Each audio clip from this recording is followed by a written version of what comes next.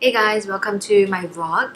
I don't know if you can tell, but I'm filming in the middle of the night because somewhere near my house, someone's doing renovations or there are road works going on. So it's like super noisy, non-stop drilling from morning like 8 or 9 a.m. all the way until like 5 p.m. So there's absolutely no way for me to film anything, not even a makeup tutorial or any other vlog, whatever, without you hearing the drilling in the background, which drives me nuts. And to be honest, it's giving me a really bad headache by the time it ends in the evening, and I have no idea how I can stop the noise from happening because it's not under my control. But what I can control is I can film during the night, which is now.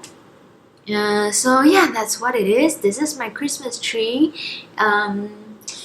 It's a little bit bare because all I have are like these pink balls and the bigger white ones, and obviously the lights. But then I don't really have anything else to add on the tree. I don't know what else I want to put on as well. I just know I want to add like ribbons or some like ornaments that are not in the shape of a ball, because then I need some variety. But I don't know where to find them that is not expensive and that will fit the theme of my tree, which is pink and gold and white. So if you know of any idea where I can get, cute little things to hang around that makes my tree sparkle, just let me know.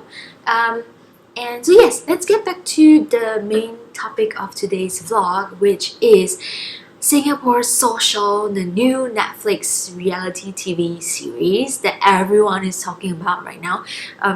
So I don't know exactly when it launched, or when it first came out on Netflix, but it's pretty recent, and everyone was talking saying really it's really bad, it's horrible, it's so bad that it's good. And so I was like, oh my god, I need to watch this, because if it's really bad and it's a show about Singaporeans in it, then I need to know what's happening, because everybody seems to know, right? So I watched the first episode, and then I continued watching, and I decided I needed to finish all 8 episodes of the series in order for me to come up with a fair review, or have some, in order to have fair opinions on the show.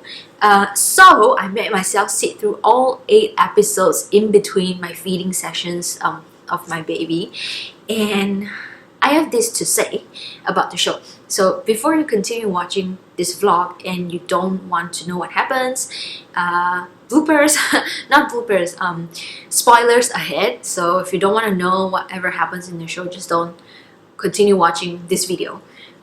Okay, so the cast does not represent the majority of Singaporeans, right, in the show.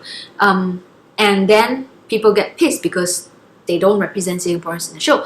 But I don't think they were meant to represent us, because why would I watch a show in which somebody else is exactly like me in it, right? Because it's gonna be so boring. Like, I'm gonna know exactly what they're gonna do, what they're gonna say, what they're gonna eat, and where they're gonna go.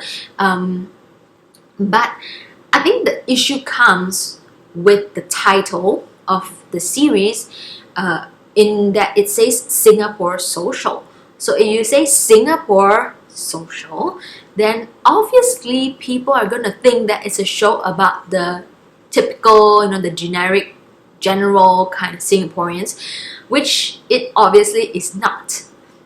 So that's my main complaint about the show, that it's called Singapore Social. It's not like, you watch Keeping Up with the Kardashians and they say Keeping Up with the Americans, right? They don't do that. A lot of people also talk about how the show is vapid, it's like brainless, or it's meaningless. But come on guys, it's a reality TV series. It's not supposed to be logical or serious or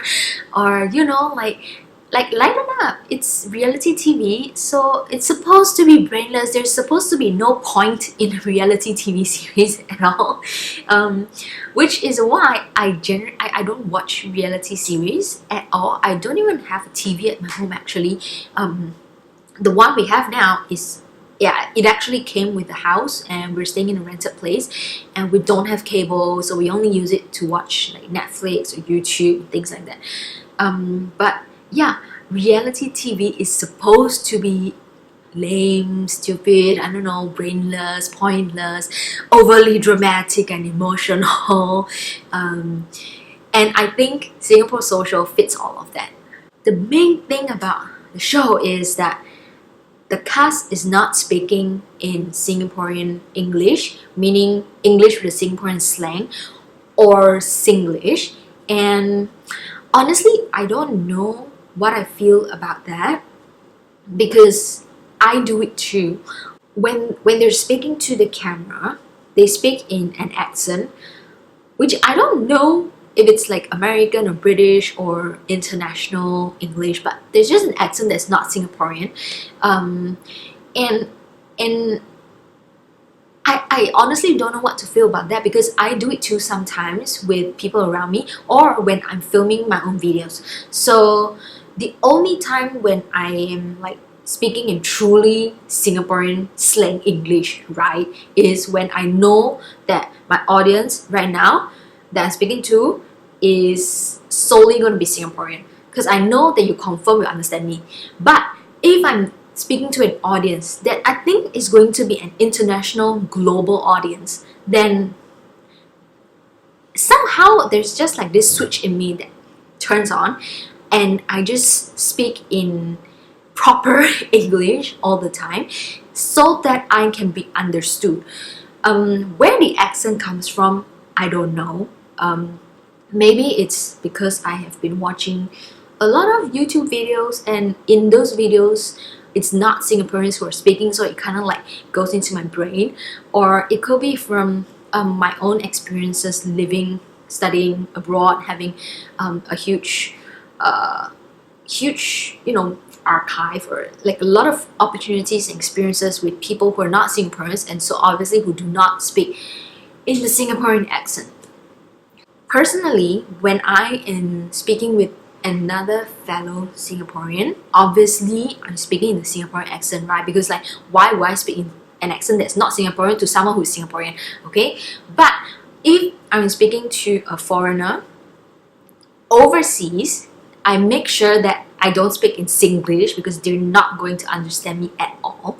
And I realized actually accents play a very big part in being understood by the person you're speaking to. So for example, when I was living, let's say when I was living in France, and so the first language of people there is French, right? And they're not exactly fluent as we are in English. So when I speak in English to the French people who do not understand English much there, I have to speak really slow compared to how I normally speak. And if I speak in if I speak a slightly faster, they can't understand me. If I speak in a Singaporean accent, they can't understand me either unless I speak really slowly. But if I speak English in the French accent, somehow they get what I'm trying to say.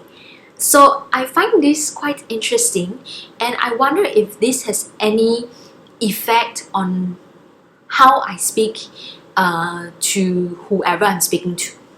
Also personally, when I'm speaking with Xavier, somehow I don't speak in the Singaporean accent, or speak in Singlish with him. I speak just normal, I guess normal English, like proper English. And with my baby, I also don't speak Singlish all the time. So sometimes I speak with her in Singlish, sometimes I speak with her in the Singaporean English, so English with a Singaporean accent. Sometimes I speak in the non-Singaporean accent. Sometimes I speak Chinese, sometimes I speak French. So it's really hard to say why, going back to Singapore Social, why the cast is speaking in an accent that is that sounds foreign to a lot of people here. So one reason is that one reason I've seen or I've read is that they have had opportunities to mingle with people who are not Singaporeans, and therefore it just, you know, like, it just weaves its way into the way they speak. They could have been told by the producers not to speak in Singlish, for all you know, because I don't think Singapore Social is meant to be just for a Singaporean audience. I think it's meant for an international audience, and if they spoke Singlish, no one's going to be able to understand that at all, I think, if they're not based in Singapore or have experiences with Singaporeans.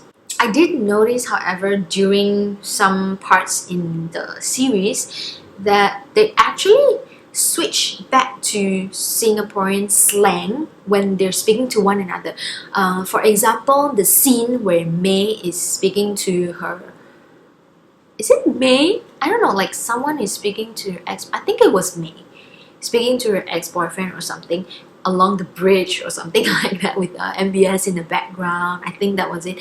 And it was very clear she was speaking in Singlish. Very, very clear. And also the part in the first episode where she goes prawning with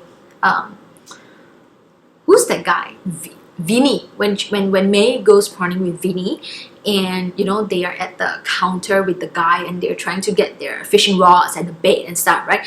So there was this very quick moment, very short moment, where May wanted to ask the guy in the counter if he had some bait or worms or something like that, I think. And you know, usually in Singlish you'll be like, got bait or not, right? Or like, got this or not, got that or not. But she said got, and then she stopped herself and then she rephrased the question and said, do you have any bait? Do you have any whatever it was? So that's when I realized, oh, they actually know that they're not speaking in the Singlish or in the Singaporean accent. And I don't know why they do that, honestly. The cast member that I really can't stand the most, and this is only based on what I've seen in the show because I don't personally know any of them, so no offense, but I'm just basing this on what I see in the show, okay, which is not 100% real, I know. The cast member that I really super can't stand is Suki, the burlesque dancer, because she represents the kind of person that I just generally cannot stand in real life, like overly dramatic, like trying to butt into other people's business when it's none of your business, and like, you know how she keeps trying to find out what's up with Vinny and Christina, like both of them have said countless times that they're perfectly fine with the way the relationship was or is, and she's like, so do you really like her or do you not like her? Do you like him? Do you not like him? What is it, the deal with you guys? And like, you know, do you think that being so close to each other would prevent potential partners from forming real relationships with the other person? I'm like, what's up with that? Like, it's got nothing to do with you. Why are you so like annoying? And then when they tell her off or like they confront her, she's like, oh, I'm so sad, you know. I was like, oh my god. Yeah. So, and then May comes and you're like, stop playing the victim, you know, if they don't like what you're saying, then maybe they're not your friends or blah blah blah. I'm like, yes, she spoke exactly what I was thinking about. So maybe May is my favorite character or favorite cast in the entire series, because she's just like no nonsense in a way, like, okay, you say this, fine, if you say that, fine, I'll accept it, whatever it is you say. And she doesn't go poking around at people's business. She doesn't try to be super dramatic or like, you know, things like that. Yeah, so I think she's also the one I can relate the most to, in the sense that she's thinking about whether she should start life anew, you know, because in the show she has been helping out in her family business, right, ever since she stopped schooling. And then at some point she's like, okay, so do I go to New York to further my studies in a completely different field, or do I continue staying here in Singapore to help with the business, you know, do what I'm comfortable with? And I really felt like there was a connection there, and I related to that because for me, I also had to start over in terms of my career just a couple, 2-3 years ago, or even 4 years ago.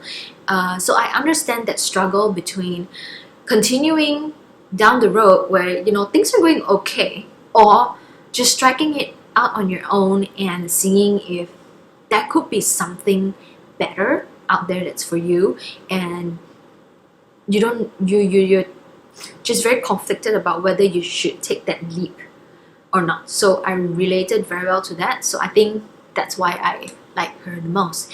I think the most boring boring cast member would be Paul. Is it Paul?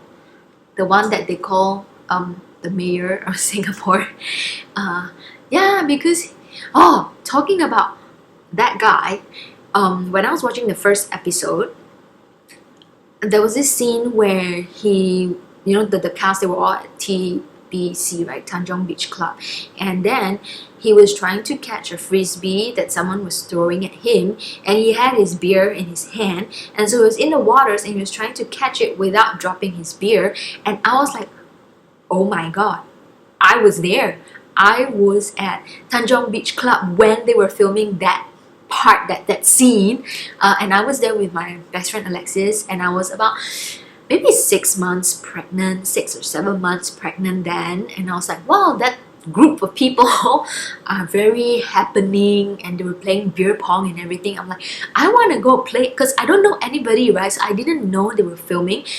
We couldn't see the cameras, so I had no idea that there was a filming going on, but it just looked like fun and I just really wanted to join, but I didn't because with a big belly it's hard to move around and say, hey guys, I want to play.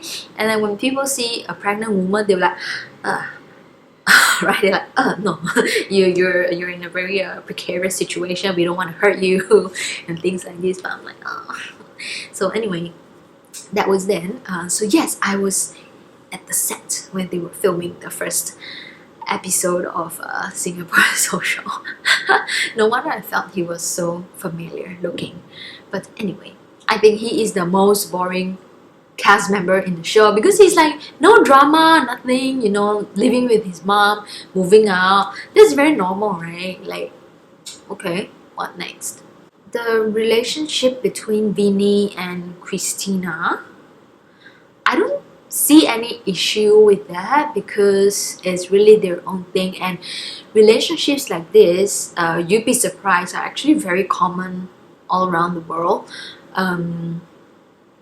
Yeah, so I guess there's really nothing more for me to say about that actually. Who else is in the show? Okay, so there is Nicole, and then she has this like friend Nara in the show, and then she has a boyfriend, Elson or something like that. And I felt it was very weird that Nicole and Nara are not together, because I mean, like, okay, I come from an all-girls school, right? So when I see something like Nara and Nicole, it's like, it's that obvious that they're supposed to be together, but somehow they're not because Nicole is straight. So, I mean, Nara has a tattoo of Nicole on her body. It's like, how obvious is that she likes Nicole, but obviously they can't be together because Nicole is straight and Nara is not. And then there's the whole issue about Nicole's boyfriend slash colleague, who comes across as emotionally abusive in the show.